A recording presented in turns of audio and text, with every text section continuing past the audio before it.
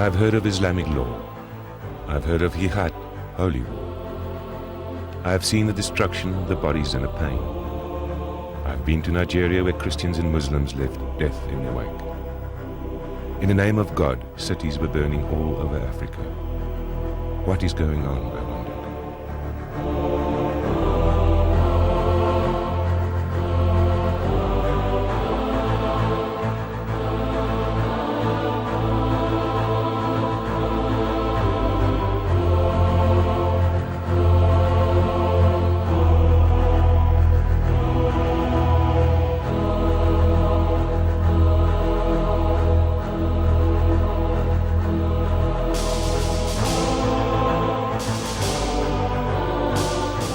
When the call came, I packed my bags and left for Sudan.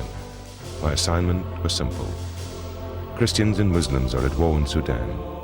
There is a man called Peter Hammond, a missionary from South Africa. Find him. The route took me from Johannesburg to Nairobi, from Nairobi to Lokichokio, and from Loki undercover into southern Sudan.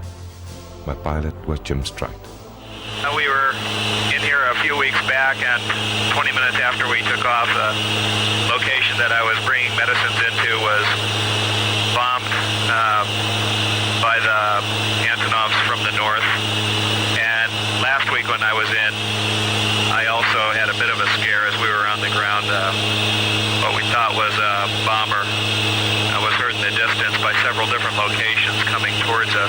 When we heard it, we ended up scrambling and taking off to try to be off the ground when he came overhead. So that was a pretty good taste of what the people up here live with on a long-term, day-by-day, hour-by-hour basis. Good education for me as to what people are dealing with. This war, one of the longest in African history, started in 1983 when General Ghaffar al-Numeri imposed Islamic law and ended regional self-government in the south. He was overthrown in April 1985. After another coup in June 1989, a fundamentalist government led by General Omar al-Bashir took over. But the real power behind the al-Bashir regime is considered to be the National Islamic Front, headed by Hassan al-Turabi.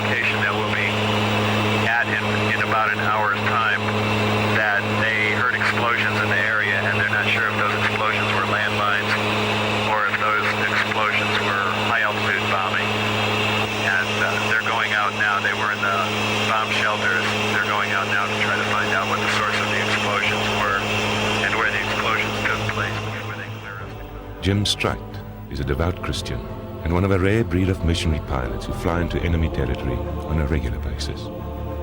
His faith and the deep suffering of the Christian missionaries in southern Sudan motivates him to brave enemy bombers and the risk of capture.